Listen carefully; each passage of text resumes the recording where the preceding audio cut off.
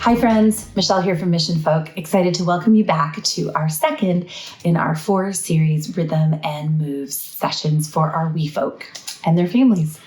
This time we are welcoming Sue Truman of the Cranky Factory and her stories and crankies to the festival. Now, what is a cranky, you might ask? Well, it involves stories, it involves songs, it involves art, and it involves cranking. So please join us as we join Sue on her storytelling journey with this month's Crankies. Thank you to Valley Tech for their ongoing support, Doug Plummer for putting the videos together for Sue, and our very talented artist, Sue. As we said, this is the second of 4, and we hope you can join us again as we celebrate our wee folk and their families. From all of us at Mission Folk, please enjoy. Hi everyone, I'm Sue Truman from the Cranky Factory, and I'm so happy to be here today at the Mission Folk Music Festival 2021.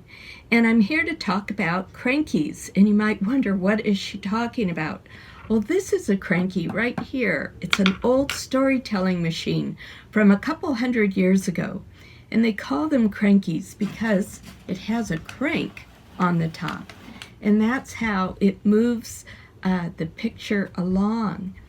And so back in the 1800s, before electricity, before film, before even photographs were readily available, many things had cranks on them because that's how they made them work instead of electricity. So you've probably seen an egg beater before. That has a crank on it. Here is a child's flour sifter. This has a crank on it. Lots of tools in the kitchen had cranks. And this is a coffee grinder. Very popular at the Cranky Factory because we drink some coffee here. So here are some coffee beans put in there. And then you crank it.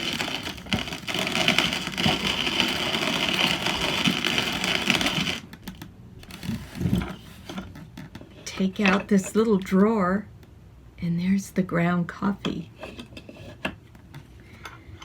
There were lots of toys had cranks on it. For example, this music box. And here's another little metal toy. These were very popular. It's a little Ferris wheel, and it has a crank on it to make the wheel go around.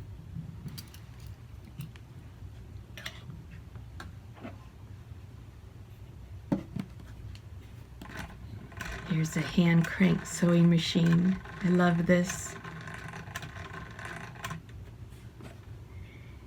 And also hand-cranked automatons. And these were actually used along with moving panoramas in the 1800s. They would have these mechanical toys in front that were cranked, and then the moving panorama scroll would be in back of it. So in the 1960s, Peter Schumann, who is a puppeteer, he founded the group The Bread and Puppet Theater, and he made a cranky, and he called it a cranky. And so that name has stuck since the 1960s, and so we call them crankies, but in the early 1800s, they were most often called moving panoramas. So today, I have a lot of videos of crankies I've made in the past year. We're going to show you some of those. And I'm also going to show you how to make a cardboard cranky like this with just a cardboard box and a grocery bag piece taped together. And I wanted to tell you about the first cranky we're going to show you because it's very special to me. I made it this past week, and it's about the Mission Folk Music Festival. The first time we were there, I'm in a group called Podorhythmy, and we first played at Mission in 2016. And when we got there, it was just such a magical scene. There's these beautiful mountains with the pine trees, wonderful music. You could smell all kinds of wonderful things to eat that people were cooking for you. There were bunny rabbits at the edge of the forest just running around. They were adorable. And also the people were just so friendly and welcoming and took such wonderful care of us. So I just love that festival, and I totally encourage you to go if you possibly can. And we'll get back to going there in person. So sit back and relax. We're going to see a few videos, and then I'll be back to show you how to make a cranky. Okay, bye-bye.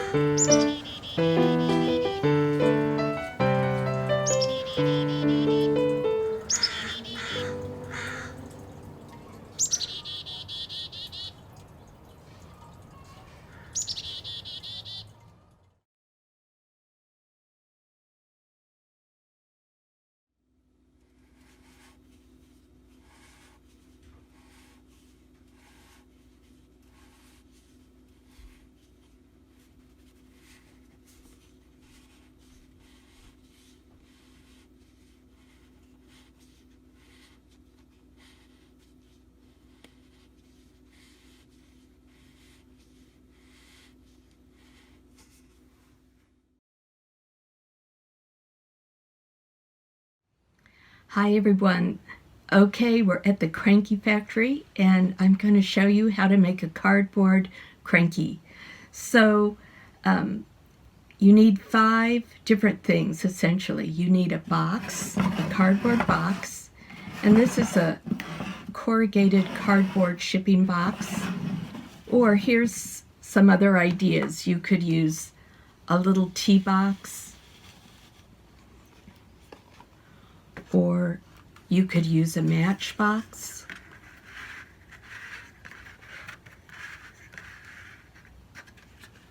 or this is a little soap box and it says, "Let's get crankin'." Secondly, you need spindles or these wooden sticks. So here I'm using wooden dowels. They're 3/8 of an inch, or wooden chopsticks work well, or depending on the size of your box, pencils work well for spindles. And for this little cranky, I'm using wooden bamboo skewers. So let's see, box, sticks, and then paper. You need a long strip of paper, and if you don't have a really long strip of paper, what I did here is I just cut up a shopping bag which gave me 2 nice strips, and I tape them together. That works just great. 4, you need tape to tape the scroll to the spindles. And then finally, you need things to illustrate your scroll, maybe markers, or today I'm going to use rubber stamps because it's fast. So let's get started. The first thing I do is I make the box. And so for this corrugated box, I just kind of eyeballed it. I drew about an inch margin around. And then I take a box cutter. This is an adult tool, so adults, please be careful. And just cut out that window in the front. Or you can use an X-Acto knife, or I've used a kitchen knife, whatever works. And then you need 4 holes for the spindles. And for that, I use an awl. Again, this is an adult tool, so adults, please be careful. Poke a hole in the top. And as you can see, I put these little wooden spools on the bottom. I love the way that looks. That's totally optional. But before I glued on the spools, obviously, I put 2 holes in the bottom.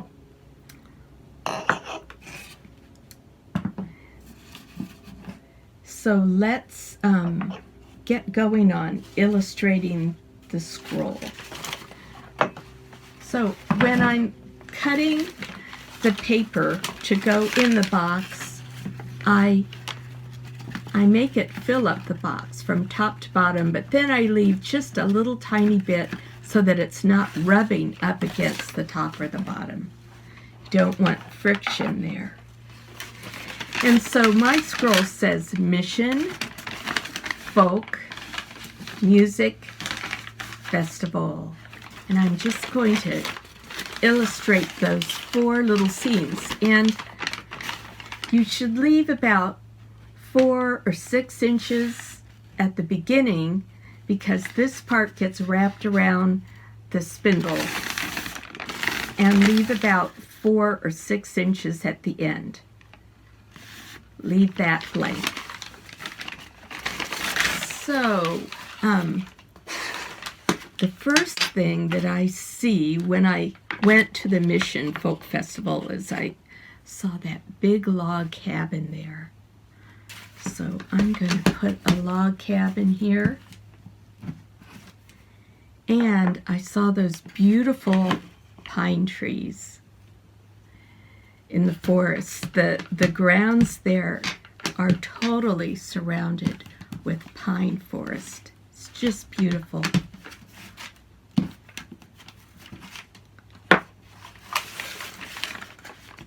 Okay, now folk. So I decided to choose animal folk for this. There are deer in the forest. And this was a real surprise when I was there. There are all these bunnies that are just roaming free at the sides of the forest. And they are so adorable. Just love the bunnies. And then, you never know, it's Bigfoot country. I doubt Bigfoot would show up, but you never know. So I'm going to just put him here. So there's the folk. Now, music. I just happen to have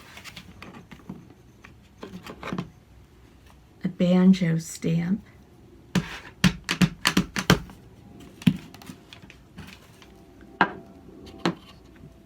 And a fiddle.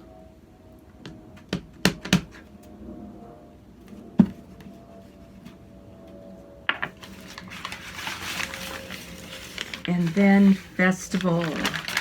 So for this, I have a pendant stamp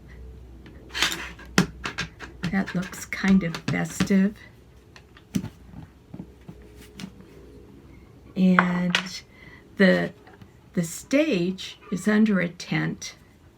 So I have this little tent stamp. And then I'll just put some more piney trees around it.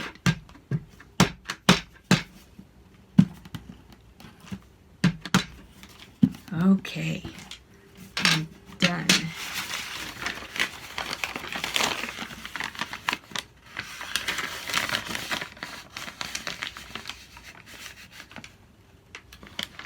Now comes putting it into the box. Great, a spindle just came off. That's okay. I'm gonna just keep going. So I put the scroll into the box, and then I put a spindle in. I put tape on the edge of the scroll like that. And then I pull it back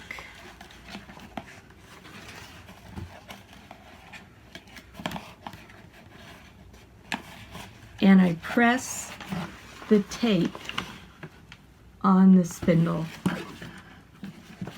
and then I start cranking it to the very end.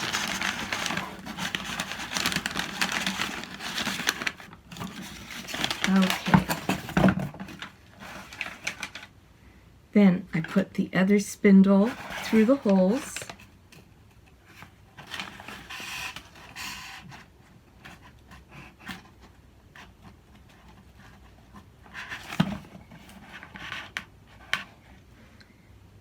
Put tape on the other end of the scroll.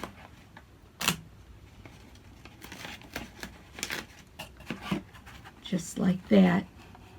And now I'm going to again press the tape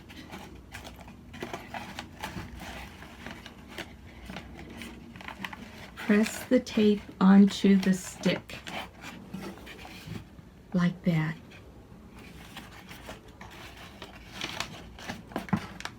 And then crank it back. And here we go. Mission folk